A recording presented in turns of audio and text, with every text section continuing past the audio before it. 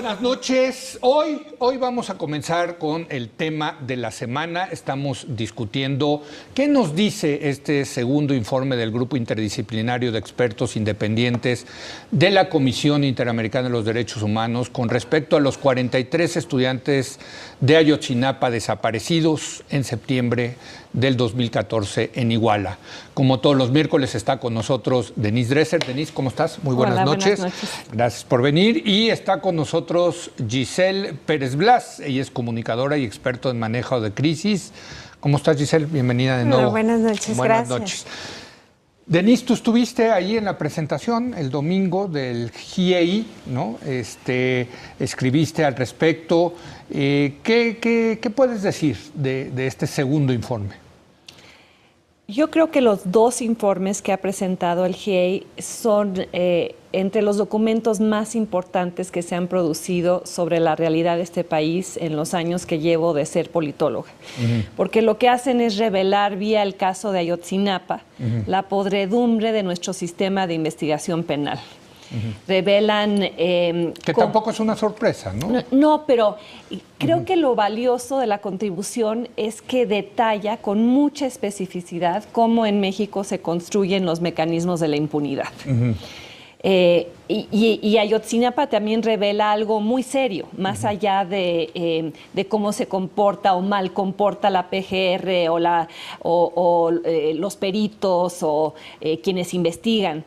El informe apunta, y está inconcluso porque no les han renovado el mandato, porque yo creo que se acercaron demasiado a la verdad, un contexto que es muy grave, que es lo que está sucediendo en Iguala, que se ha convertido en el triángulo de la amapola, la producción de heroína, la existencia de un quinto autobús esa noche que los normalistas intentaron secuestrar, como llevaban años haciéndolo para poder asistir a una marcha en el DF y no irrumpir en un mitin político en Iguala.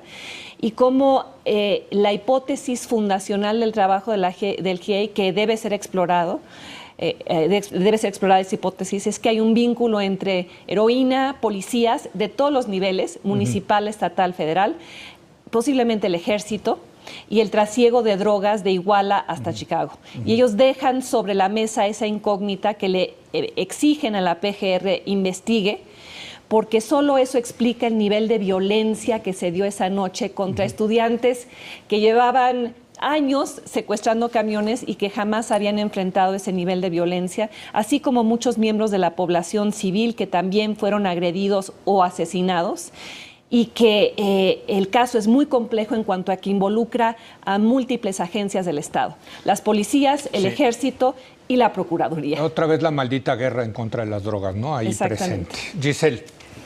Bueno, independientemente del informe como tal, o sea, del hecho como tal, lo que creo que es más grave es el nivel de eficiencia de las instituciones. Aún para actuar mal, tienes que ser eficiente. Y no... el nivel de eficiencia, estamos ya en un dejo de ingenuidad donde se construye la historia con Photoshop, ¿no? Ni siquiera son buenos para mentir. Exacto, antes eran buenos. Me tengo que incluir.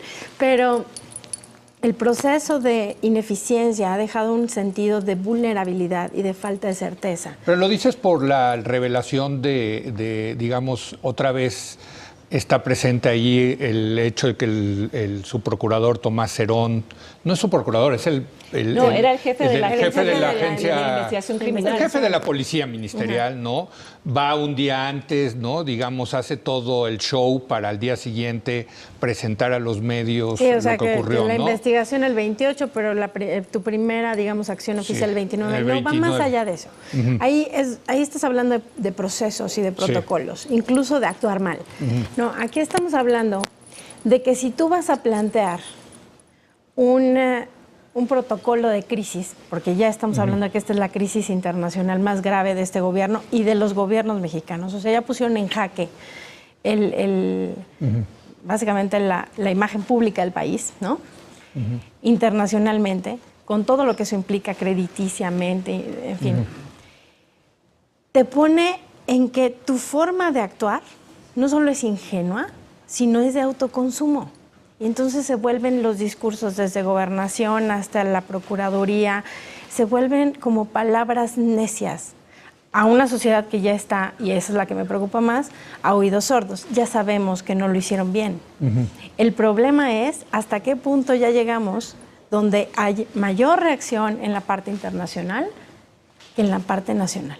Eso es un buen punto, ¿eh? Para mí fue espeluznante ver en los días subsecuentes a la presentación del informe que, por ejemplo, el New York Times, que no es un periódico mexicano, llevaba en su primera plana y la nota principal de la primera plana con 2 fotografías muy grandes, el reporte del GIEI y una narrativa de lo que había ocurrido esa noche basada en el primer informe. El País también tuvo una cobertura muy amplia. Y me puse a ver los periódicos mexicanos ese día y era un párrafo o presentaron el informe y ya se van o hubo indicios de tortura, pero ya hay una insensibilidad social o mediática o cansancio, no sé cómo explicarlo, o incluso presión gubernamental sobre los medios, porque los expertos del GIEI también revelaron eso. Y yo quisiera subrayar algo muy importante.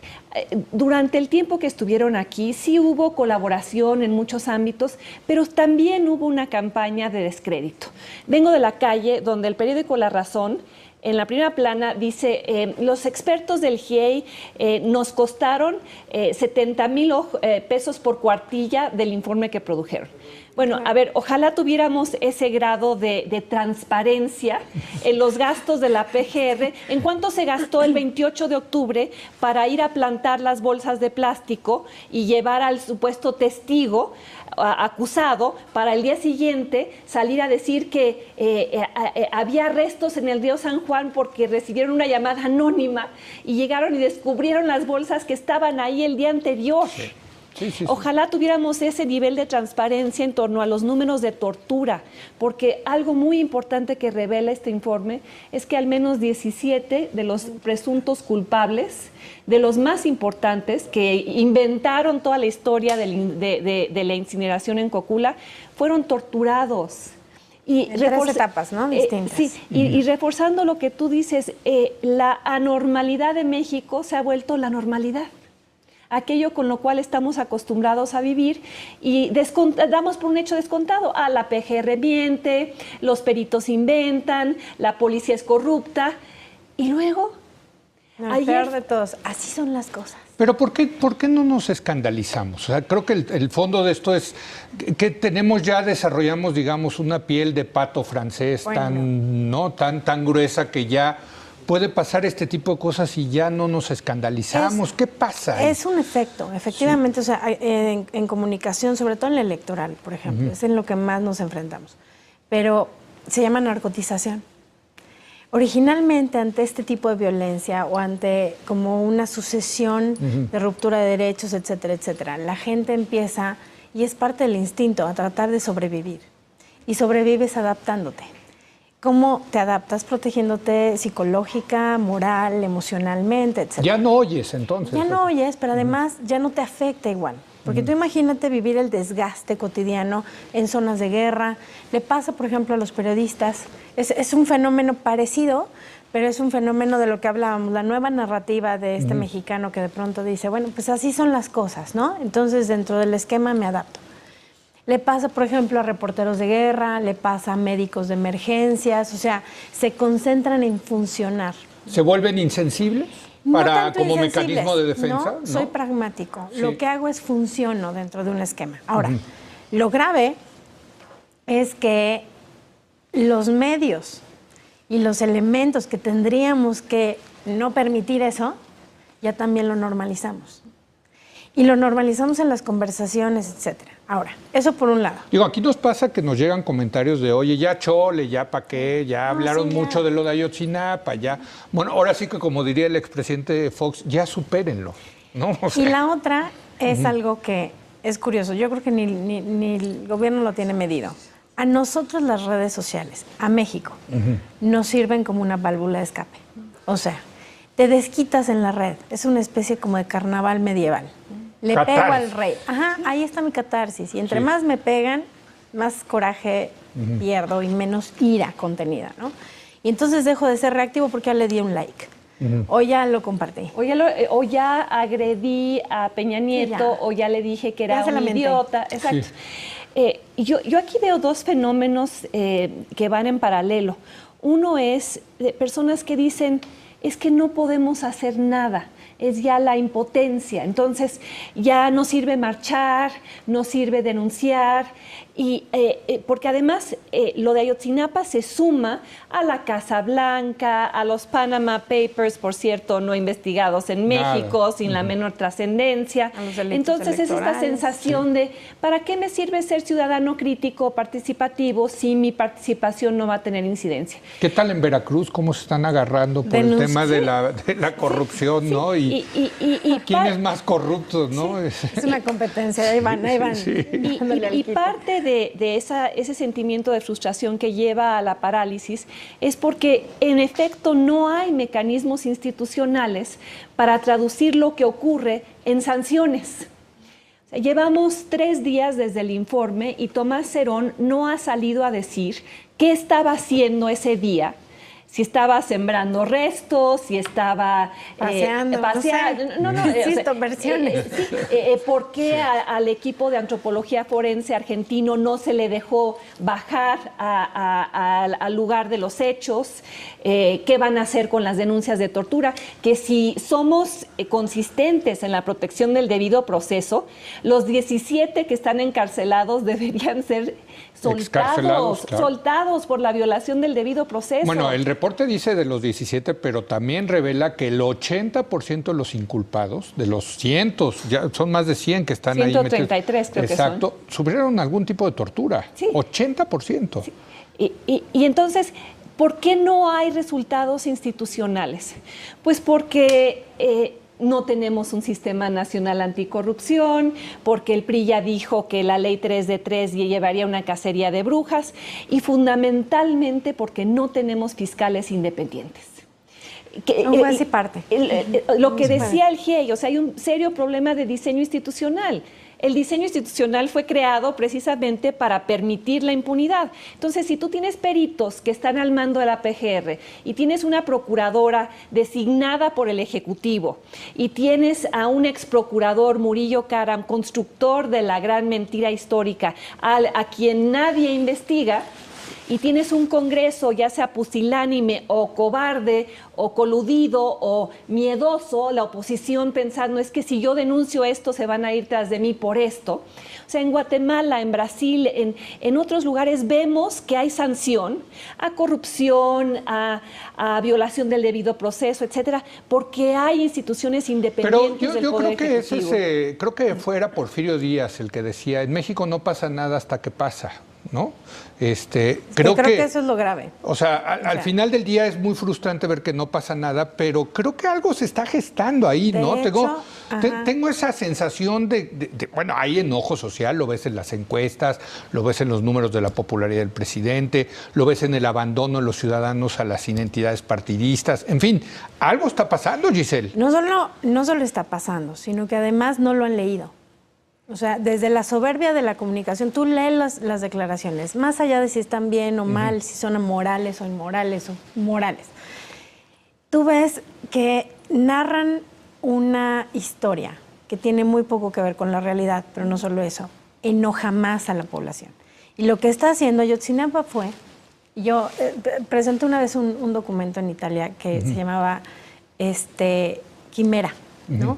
Porque en realidad funciona como una quimera. Es originalmente un problema, pero está compuesto por elementos de naturaleza muy distinta y se dinamizan unos a otros. Entonces, ¿cuál es el problema? Ayotzinapa de pronto se volvió un vaso y se va a volver todavía más con el retiro de este grupo, un vaso comunicador de todos los demás problemas sociales. O sea, se va a ir concentrando ahí el enojo social que ya te está detonando en las elecciones, tan sencillo como la denuncia. Todas las denuncias que estamos teniendo, al menos en mis procesos electorales, vienen de la ciudadanía. Te lo mandan y dicen, procesen. ¿Va a ser tema electoral en el 18, claro. tú crees? ¿Ayotzinapa? Sí, pero no como tema propiamente como Ayotzinapa, porque acuérdate que sino el tema del Estado de Derecho, el tema impunidad. de impunidad, Sí. de hago algo, me atropellan y no pasa nada. O sea, la desigualdad social en este país siempre ha estado. Y ha estado temperada por los programas sociales. Ahora ni esos han entrado al quite, ¿no?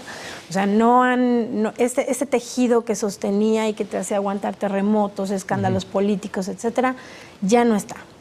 Sumado a eso, tienes un nivel de impotencia de la población que dice, a ver, el problema es que si se los hacen a ellos, lo que me puede pasar a mí es infinitamente peor. Claro, ¿no? hay que ponerse en los zapatos, ¿no? Mira, yo ayer fui a la conferencia de prensa de los padres de los 43. Para todos aquellos medios, comunicadores, columnistas que los han denostado, que dicen que tienen una agenda, que están comprados, ojalá un día se sentaran frente a ellos, porque son personas humildes, vienen en huaraches, en sombreros, cargando con la foto de su hijo desaparecido, en la impotencia absoluta, agradeciendo al GIEI y diciendo, ¿y quién ahora va a seguir las líneas de investigación?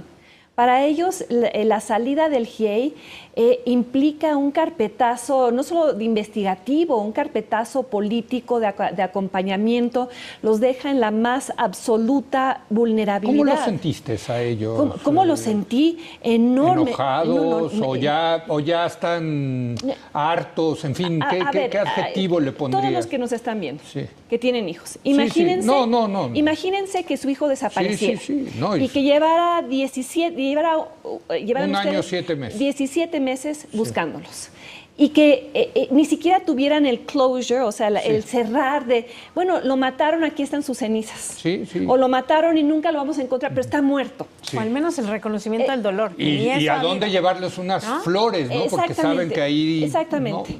Y van a seguir buscando, como siguen ya estas brigadas ciudadanas en Veracruz, al margen del gobierno, encontrando fosas con 300 restos de personas. O sea, Ayotzinapa es un caso de miles.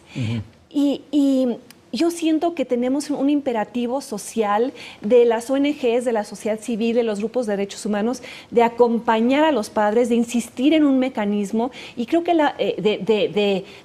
porque ¿cuál es la apuesta del gobierno en este momento? El cansancio social, que ayer en la marcha, sí, el olvido, la marcha fue muy reducida, ya chole con Ayotzinapa. Pero les ha funcionado. Es que no hay lectura real. Pero a ver, perdón, es una yo aquí quiero interpretación decir, visual. No hay a ver, lectura social. esa estrategia del gobierno con respecto a muchos problemas que han pasado este sexenio, como la Casa Blanca, ¿les ha funcionado? Sí, no. ¿Les ha funcionado o no? No. Haz de cuenta, mira, por ejemplo, Casa Blanca. Sí. Y te acuerdas que lo habíamos platicado ya. Sí. Casa Blanca empieza como un programa, digamos, de entretenimiento. Hay otra casa, a ver cómo está, ¿no? Y entonces la revista All, en fin. Y de pronto, con el mensaje de la primera dama, pasa de lo que nosotros conocemos, bueno, de lo que yo tengo clasificado como un escándalo mediático a un escándalo ya de impronta social. O sea, ya te dejó un dejo de humillación. Cambia. Se va como acumulando, es como piedritas que se van acumulando en un saco. Ayotzinapa, ¿por qué pega tanto? Si tú analizas todos los casos de las fosas encontradas, de lo de Veracruz, de lo de Tamaulipas, en fin, ¿por qué no pega como Ayotzinapa? Porque eran estudiantes. Y en el imaginario colectivo del mexicano, el estudiante es referente de familia y además de progreso. O sea, todos tus esfuerzos van encaminados a que los estudiantes tengan una mejor vida. Entonces, estás hiriendo lo único que ahorita sí consideramos patria. Y la patria es tu familia. Entonces, no va a desaparecer. De entrada, por eso insisto, es una mala lectura del gobierno. Ahora, déjenme preguntarles, otra de las cosas que me ha llamado mucho la atención es que el mismo asunto de Ayotzinapa se ha polarizado, ¿no? O sea, yo veo en la prensa a los defensores a ultranza del GIEI y a los detractores a ultranza del GIEI. Sí. Yo creo que ponerse en esa posición, creo que es un error. Yo creo que aquí Cero autocrítica. A ver, ¿qué están aportando? Cero. Digo, yo creo que también el GIEI cometió algunos errores y creo que mañana vamos a tener la oportunidad de platicar con ellos. A ver. Pero, o sea, tampoco... ¿Por qué esa polarización, Denise? Yo leí tu columna Sí. y estoy en desacuerdo contigo. A ver, venga. Porque el decir es que los dos bandos, tú sugieres que hay una equivalencia moral entre los errores del gobierno y las mentiras del gobierno y los errores del GIEI. Ser neutral en un momento de enormes disyuntivas éticas me parece que es imposible, que uno debe asumir... O sea, hay que tomar partido. Y no es tomar un partido político. No, porque, no. Es que solo así quiebras el sistema. Cuando la gente dice, es que ustedes que defienden al GIEI están del lado de la izquierda, Ayotzinapa no benefició a nadie. No. O sea... ¿Pero de qué sirve Andrés Manuel López Obrador no va a poder hacer campaña contra lo de Ayotzinapa porque ahí está en la foto con Abarca. El PRD gobernaba Guerrero y el presidente municipal de Iguala era perredista. Entonces, cuando uno defiende al GIEI, no es por defender una posición de izquierda o un partido. No, y yo no lo veo así, ojo. Mi punto es que creo que no le hace nada bien al caso esta polarización que de repente ves, sobre todo en las columnas, ¿no? Y en las editoriales, hay los anti-GIEI, los pro-GIEI. Yo creo que más bien hay que tomar lo valioso de las investigaciones de la PGR, que creo que sí existen, sí, claro. Lo valioso de la PGR. A ver, dime por favor, ¿qué es lo valioso de la investigación de la PGR? Bueno, yo creo que, mira, desde luego hay una pieza que falta mucho y que es importante, que es el destino final de los muchachos, ¿no? Pero hay toda una reconstrucción muy clara de qué es lo que pasó esa noche. Por favor, ahora, lo que pasa es la reconstrucción de la PGR de lo que pasó esa noche, de principio a fin, a ver, es tú una tienes, mentira. Déjame. No, perdón, pero el propio GIEI lo acepta las conclusiones, algunas de las conclusiones de la PGR. A ver, ¿tú tienes alguna duda de que a los muchachos los desaparecieron, los secuestraron las policías? Creo que se refiere a Crónica. Conjunto con el crimen organizado? Creo que ahí en eso no hay duda al respecto. ¿Tú tienes alguna duda de que Abarca fue una pieza fundamental en esto? En fin, sí hay ciertas conclusiones que incluso coinciden los dos grupos. Pero el énfasis es muy distinto.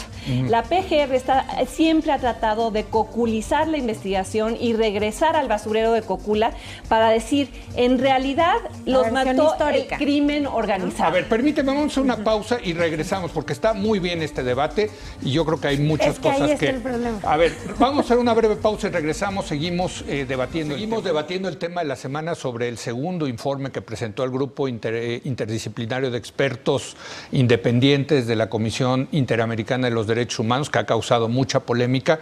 Y aquí decíamos que uno de los fenómenos interesantes que ha ocurrido es esta polarización. Yo nada más quisiera poner sobre la mesa mi argumento y déjame ponerlo en términos de los viejos conjuntos de Venn, ¿se acuerdan, no?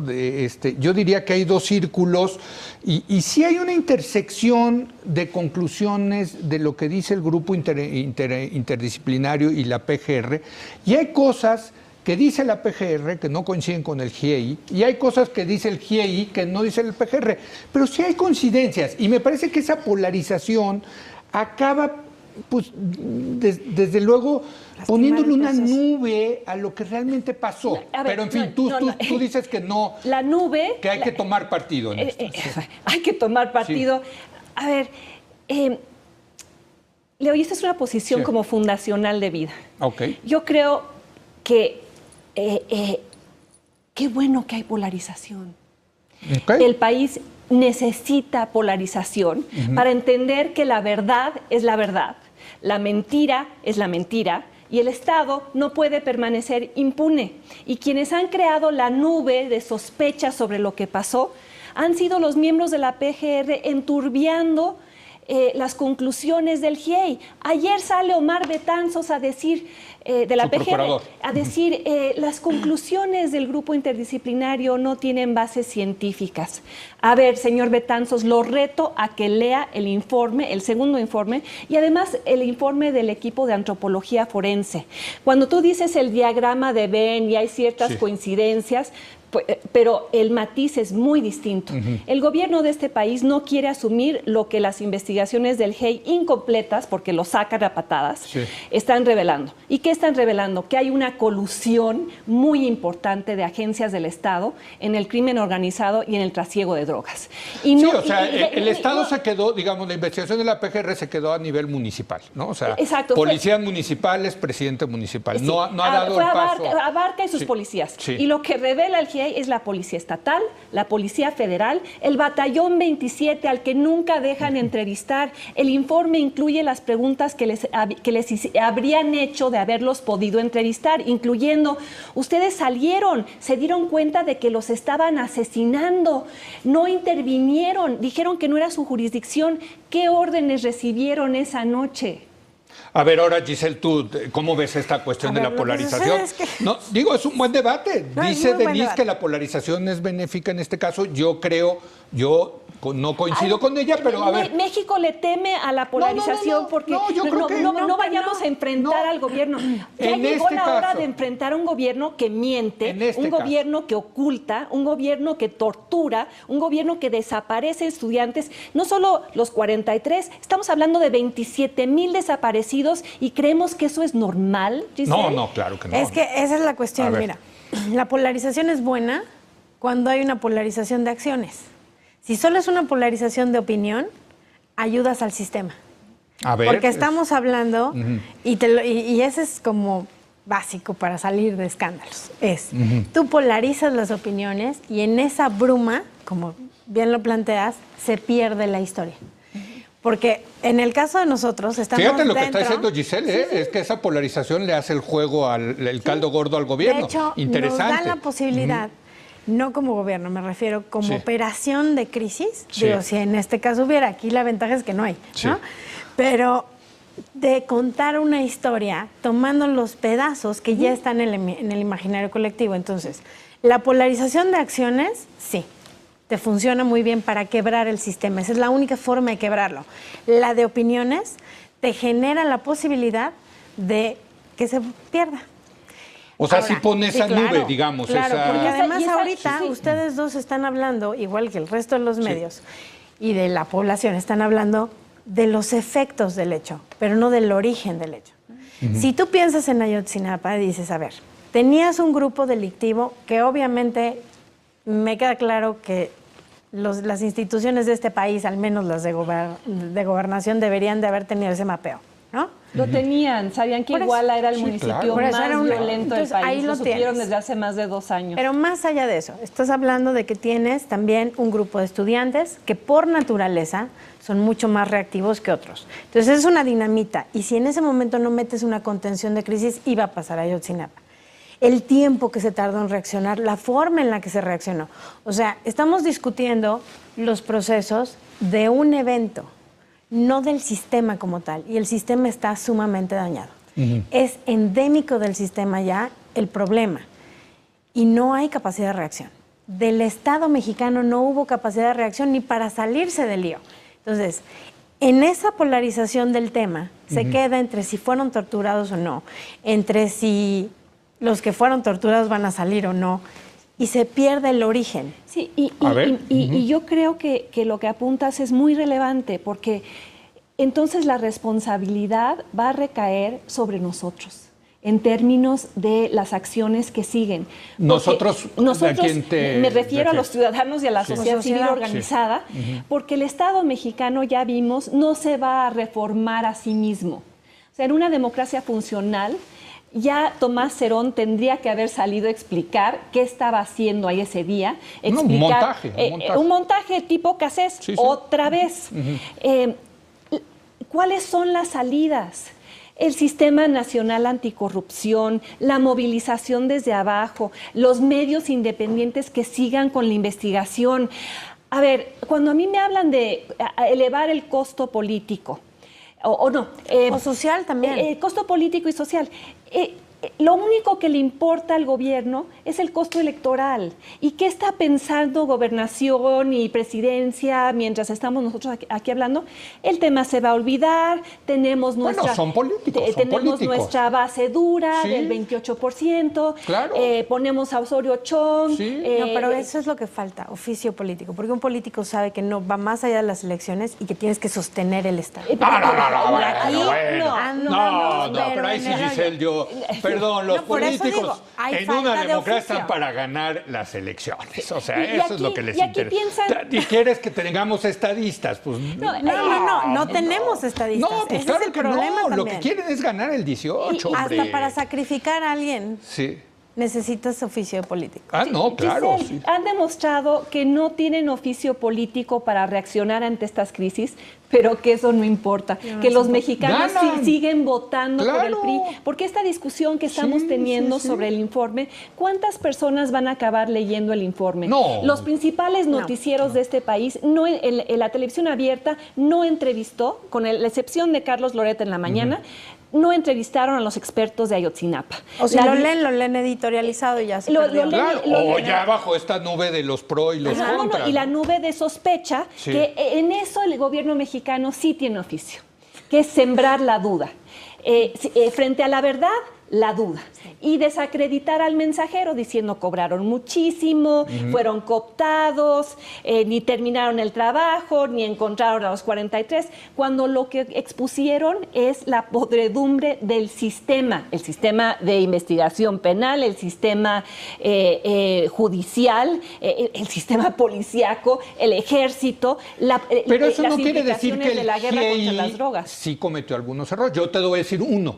Creo que en el primer informe le dieron mucho énfasis al famoso experto de fuegos, el doctor Torero, con el tema del basurero de Cocula.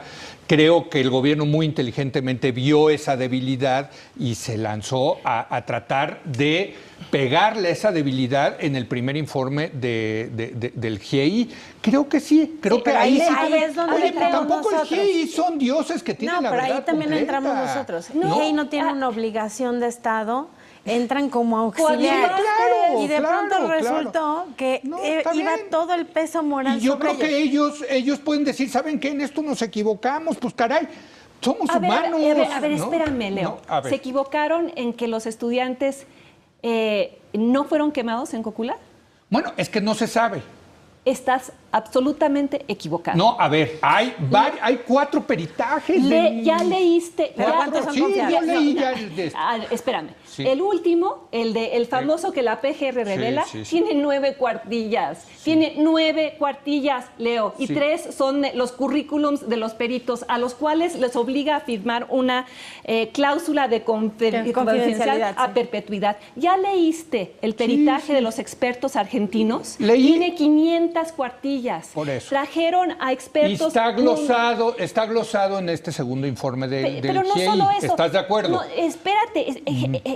Leo, ya se enviaron los restos que se encontraron en ese basurero a Innsbruck. Sí. Innsbruck ya dijo, esos restos no corresponden a ninguno de los normalistas. Entonces, si tú todavía crees la posibilidad de que pudieron ser incinerados en Cocula, es que estás profundamente... ¿Por qué no han encontrado los restos? Sí, pero a ver, partamos de que si tú alteraste la escena zona del de crimen, la entrada...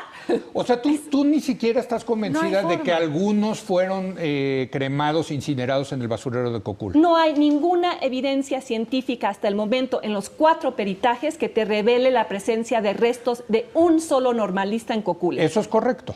Pero también hay evidencia que dice que ahí se cremaron, cuerpos y que incluso podría ser que no se encuentren restos porque los creman. Si se cremaron o no se cremaron ahí, el problema más grave Es quién los creó y con órdenes de quién. Desde luego. O sea, algo que dice el GEI es, las investigaciones en México se centran en los autores materiales y no en los autores intelectuales. ¿Quiénes dieron la orden de matarlos o incinerarlos? ¿Y por qué nunca se le permitió al GEI investigar todos los lugares en los que se podía haber incinerado en Iguala? Eso estamos de acuerdo. A ver, y el tema es que hoy por hoy no sabemos el destino final de los 43 estudiantes de Ayotzinapa. Sí, pero eso no es responsabilidad no hay del nadie. GIEI. No.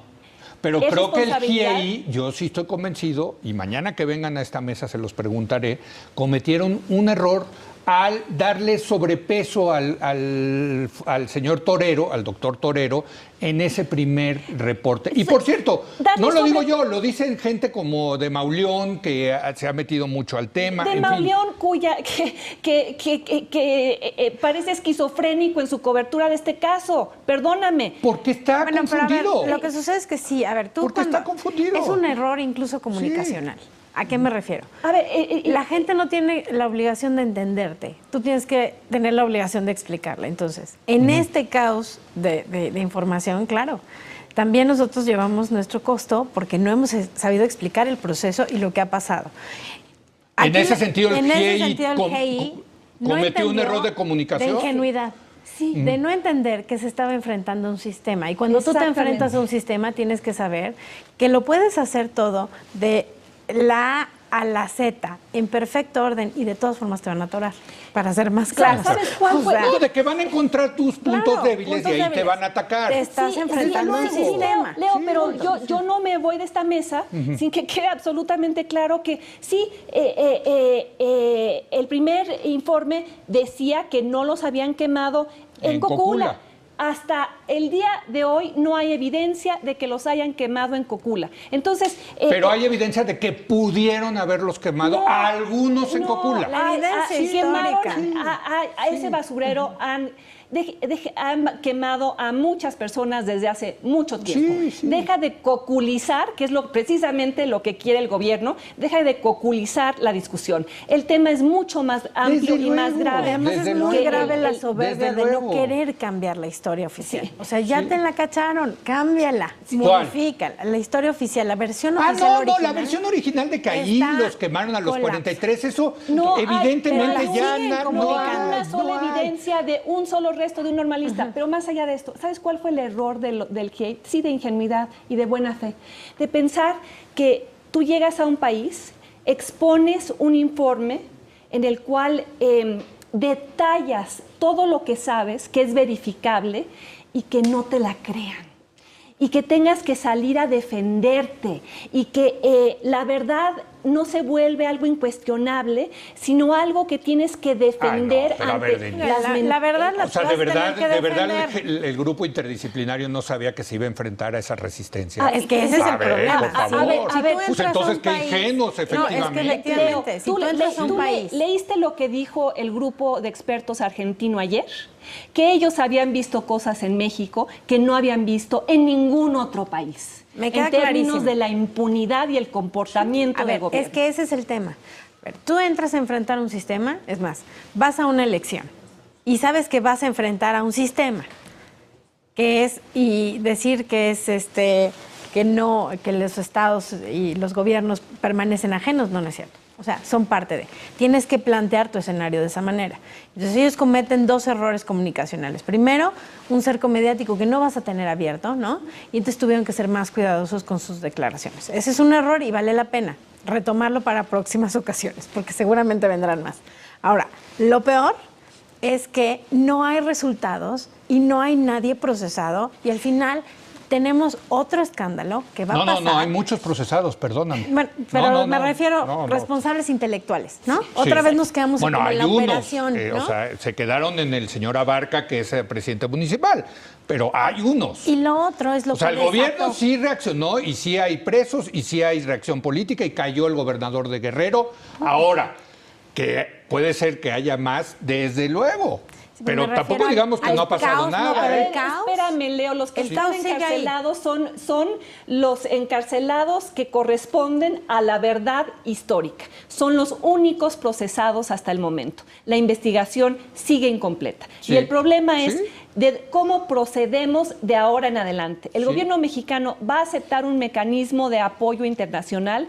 ¿Qué va a pasar con los padres? ¿Quién va a acompañar a los padres? ¿Quién va a seguir con la diligencia del 5º autobús y recibir la carta que ya se envió al O sea, FBI? ir más allá de Ayotzinapa. Exactamente. ¿Qué es lo que Pues va nadie, a pasar porque con el gobierno ya lo que tiene prisa, y es muy claro porque vienen las elecciones, es ya acabar con este caso y meterlo debajo de Pero las Ayotzinapa piedras. no te peguen las elecciones. No te peguen las elecciones. La Entonces no va a gente- ser tema del ver, 18. En las elecciones es bien sencillo. Te pega eficiencia. Lo que te pega es la eficiencia. Y la eficiencia local. Entonces, Ayotzinapa es un tema internacional que golpea a México de muchas maneras. Golpea la En las imagen de elecciones, México. digo, tienes ahorita Por eso, pero en 3 exgobernadores haciendo meses, actos vandálicos. en 3 meses ya no, o sea, y no pasa nada. Pues en 3 meses ya no va a haber GI, ya va a haber otros escándalos, O sea, va a la haber herida otros temas. queda, pero se diluye. Se va a salir con la suya el gobierno. Sí, ¿O no? A ver, ¿y de quién depende de que no se salga con la Claro. suya el gobierno? De la sociedad. Todos los que nos están viendo, todos los que tienen la capacidad de hacer más que simplemente retuitear, todas las organizaciones de la sociedad civil que deberían estar afuera del Senado en este momento exigiendo la aprobación del Sistema Nacional Anticorrupción. ¿Cómo puede salir este verano la gente a votar por el PRI cuando el PRI ha salido a decir que el combate a la corrupción desataría una cacería de brujas? Claro, las brujas son ellos. Porque la gente tiene otras prioridades. Bueno, ya nos tenemos que ir. Buena mesa. Gracias, Giselle. Gracias, Denise. Muy buen debate.